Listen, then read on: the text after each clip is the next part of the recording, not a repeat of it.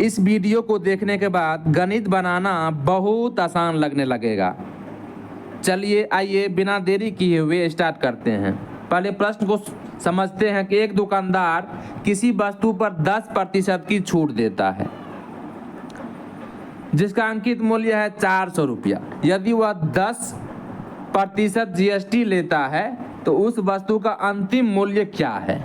ठीक है, तो सबसे पहले क्या करेंगे, अंकित मूल्य दिया हुआ है 400 रुपया, कह रहा है कि इस पर 10% की छूट है। तो सबसे पहले क्या करेंगे, 10%, 400 का 10% निकालेंगे। तो चलिए निकालना सीखते हैं। 400 दिया हुआ है और इसका यदि 10% निकालना है तो 10 देंगे, प्रतिशत है तो नीचे में 100 देंगे। ठीक है, अब क्या करेंगे, इसका 2 को 0 और इसका 2 को 0 दोनों कट जाएगा।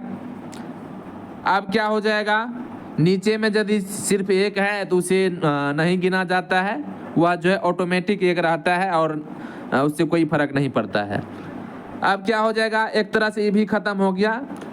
अब क्या हो जाएगा, 4 से और 10 में गुना कर देंगे तो 4 दिन क्या हो जाएगा, 40। ठीक है, तो 40 रुपया छूट हो गया 400 में से। 400 में से यदि 40 रुपया छूट हो जाएगा तो कितना बचेगा, सिंपल सी बात है, 400 में से 40 को घटा देंगे तो कितना बच जाएगा, 0 में से 0 घटाएंगे तो 0, यहाँ पर एक पैसा लेंगे तो 10, 10 में 4 घटेगा तो 6, यहाँ पर बच जाएगा 3, तो 360 बच गया है अब। ठीक है, अब कह रहा है कि यदि वह 10% जीएसटी लेता है, ठीक है, तो अंतिम मूल्य क्या है वस्तु का। अब इस 360 पर 10% लेता है जीएसटी। ठीक है, अब क्या करेंगे, 360 का भी 10% निकालेंगे। 360 का 10% निकालते हैं तो 360 गुना 10 बटे क्या कर देंगे, 100 कर देंगे। ठीक है, फिर यहाँ पर क्या हो जाएगा, 1 0 1 0 कट जाएगा, यहाँ पर 1 0 1 0 कट जाएगा। ठीक है, पहले ही बता दिए थे, एक है जिसका कोई मतलब नहीं रहता है नीचे में, और गुना में भी एक का कोई मतलब नहीं रहता है, उतना का उतने रह जाता है, तो एक तरह से एक मान सकते हैं इसको। तो 36 गुना 1 करेंगे तो क्या बच जाएगा, 36। तो अब क्या हो जाएगा, 36 रुपया, इसमें भी जो है क्या हो गया, जीएसटी लग गया उसको।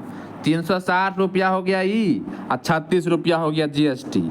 तो क्या कर देंगे, दोनों को जोड़ दीजिए, 360 प्लस 36 जीएसटी, तो वस्तु का अंतिम मूल्य हो जाएगा, 6 में 0 जोड़ेंगे तो 6, 6 3 9 और यहाँ हो जाएगा 3। तो इस प्रकार इस प्रश्न का सही उत्तर हो जाएगा ऑप्शन सी, 396।